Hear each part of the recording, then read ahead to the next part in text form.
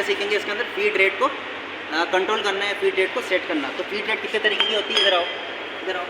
सबसे पहले तो इसमें फीड रेट कैसी है अपनी, हॉरिजॉन्टल है, वन डायरेक्शनल हॉरिजॉन्टल। एक है अपना इसको इस डायरेक्शन में वर्टिकली मान लो, यानी कि एक्स डायरेक्शन और वाई डायरेक्शन। देखिए किस तरीके से, अगर मैं इसको इस तरीके से कर रहा हूँ तो ये टेबल जो है मेरी इस तरीके यहाँ पर जा रही है। जब मैं इसको यूँ कर रहा हूँ तो ये टेबल वापस रिवर्स आ रही है, तो ये एक्स डायरेक्शन होगी अपनी, ठीक है। कौन सी होगी, अपनी एक्स डायरेक्शन होगी। तो जब अगर मैं इसको यूँ कर रहा हूँ क्लॉकवाइज घुमा रहा हूँ तो ये मेरी तरफ आ रही है, जबकि इसको एंटी क्लॉकवाइज घुमा रहा हूँ तो ये उस साइड जा रही है, तो ये होगी अपने वाई डायरेक्शन। और ये कौन सी डायरेक्शन हो जाएगी, ये जेड डायरेक्शन हो जाएगी, क्योंकि ऊपर नीचे लगता है। मैंने बताया था सीएनसी मशीन में क्या होता है, सीएनसी मशीन में जिस भी डायरेक्शन में आपका टूल लगा हुआ है या जिस डायरेक्शन में आपकी मशीनिंग हो रही है उस डायरेक्शन को हमेशा हम जेड एक्सिस से रिप्रेजेंट करते हैं। तो ये ऊपर वाली हो जाएगी पॉजिटिव एक्सिस यानी कि प्लस जेड, और नीचे वाली हो जाएगी माइनस जेड। अब इसकी अपन फीड को ऑटोमेटिक सेट कर सकते हैं। ये तीन डायरेक्शन मैंने बता दी ना मोशन की, first direction, second direction, plus ये टूल की रेसिप्रोकेटिंग मोशन। तीन तो ये हो गई। एक कौन सी है, ये है अपनी रोटरी टेबल। फीड किस तरीके से मूव कर रही है, देखिए इस तरीके से कर रही है, ठीक है। अब ये कहाँ पर यूज़ आती है, मान लीजिए आपको एक तरीके की डिस्क दे दी, ठीक है। अब इसमें बोला कि इसमें 4 होल करने हैं आपको, 1 2 3 4 होल करना है। तो जो 4 होल है उनके बीच में कितने डिग्री का गैप बन गया, एंगल की फॉर्म में 90 डिग्री का, ठीक है। तो 90 डिग्री अगर आपको करना है तो इसको आपने निकाला, जॉब को यहाँ पे निकाला, यहाँ पे आपने क्लैम्प कर दिया। क्लैम्प करने के बाद में आपने एक ड्रिल मार लिया इसमें, ठीक है। अब आपको दूसरा होल करने के लिए कितने डिग्री का गैप देना पड़ेगा, 90 डिग्री। अब 90 डिग्री आप हाथ से दे नहीं सकते हो, तो क्या करोगे, इसको रोटेशन दोगे, इसको रोटेशन दोगे। तो इसकी कैलकुलेशन होती है, जिसने इसमें नंबर ऑफ टीथ है उसके हिसाब से आपको रोटेशन देना पड़ेगा। इसमें फिक्स है कि अगर आप इतने नंबर ऑफ रोटेशन देते हो तो इतने टीथ वो आगे बढ़ जाएगा, जिसको अपन पिच बोलते हैं ना।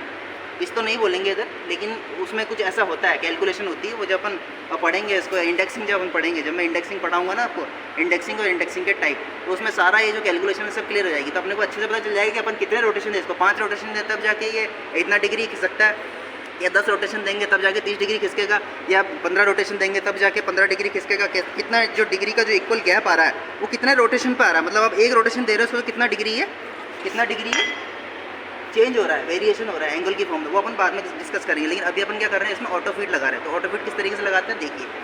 सबसे पहले इसको अपन ने कर दिया है डिसएंगेज, ठीक है। अब यहाँ पे देखो, यहाँ पे जैसे इसकी फील्ड लगा रहा हूँ, 0 पे लगा दी मैंने। इधर देखिए, अभी ये 0 पे है, अभी ये 0 पे है ना। अब मेरे को उसको लगाना 10 mm, 10 की ये 10 डिवीजन के बराबर मेरे को उसको फीड देनी है, ठीक है। अब इसको मैंने 10 mm के बराबर फीड दे दी, ठीक है। अब मैं इसको ऑटोमेटिक चलाऊँगा, ये 10 डिवीजन की डिस्टेंस पे अपने आप ऑटोमेटिक चल रही है, देखो। ये डायरेक्शन में मूव हो रही है ना, इस डायरेक्शन में आ रही है, ऑटोमेटिक चल रही है ना, ये ऑटो में चल रही है, ये ऑटो में चल रही है इस डायरेक्शन में, ठीक है। ये आप सीख गए, ठीक है। अब इसको मैं डिसएंगेज कर रहा हूँ इस डायरेक्शन में, हॉरिजॉन्टली मेरे को क्या करना है, इसको सेट करना है, फीड करना है। तो इधर आओ, इसको किस तरीके से करूँगा मैं, सबसे पहले मैंने इसको यूज़ कर दिया, ये इसको 0 पे सेट कर दिया। इधर देखो, ये भी 0 पे हो चुकी है। इसको भी मैं अगर 10 पे कर रहा हूँ, ये 10 पे करके मैंने इसको सेट कर दिया, ठीक है। अब जैसे ही मैं इसको सेट कर दूँगा ये ऑटोमेटिक चालू हो जाएगा, देखो हो गया, ऑटो में चल रही है ना ये। अब इधर देखो किस तरीके चल रही है, इधर देखो, ये देखो, ये ऑटोमेटिक इधर आ रही है ना, ऑटोमेटिक इधर आ रही है, ये ऑटो फीड होगी इसकी इस डायरेक्शन में, ठीक है। करेक्ट, इतना समझ गए ना। अब इधर देखो, अब इस डायरेक्शन में मुझे करनी, ये जो रोटेरी मोशन हो रहा है इसको भी मेरे को ऑटो सेट करनी है। तो किस तरीके से करूँगा, यहाँ पे ऐसा कोई ग्रेजुएशन बने हुए नहीं है, तो इसको मैं क्या करूँगा, सिंपल, ये बाद में देखें किस तरीके से अपन ने करा, बाद में बता दूँगा मैं। अभी देखिए ये ऑटोमेटिक है, देखिए टेबल ऑटोमेटिक घूम रही है, देखिए।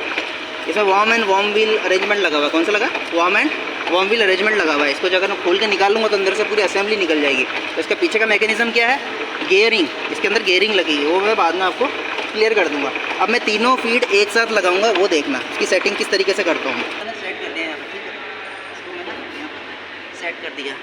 अब देखो, अब मैं इसको ऑन कर रहा हूँ, जैसे मैं ऑन करता हूँ देखो 3 ऑटो फीड में चल रही है, ये देखो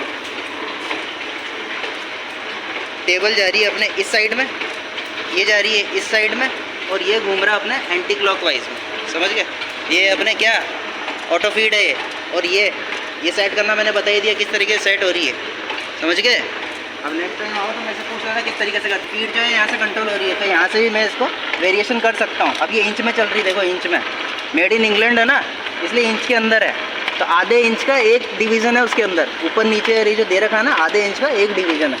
किस तरीके से कैलकुलेशन कर रहे हैं अपन बाद में डिस्कस कर लेंगे। अभी मशीन को चलाना जरूरी है, तो ऑटो फीड में चल रही है और रेसिप्रोकेटिंग मोशन भी सेट हो रहा है, ये मशीन है, ठीक है।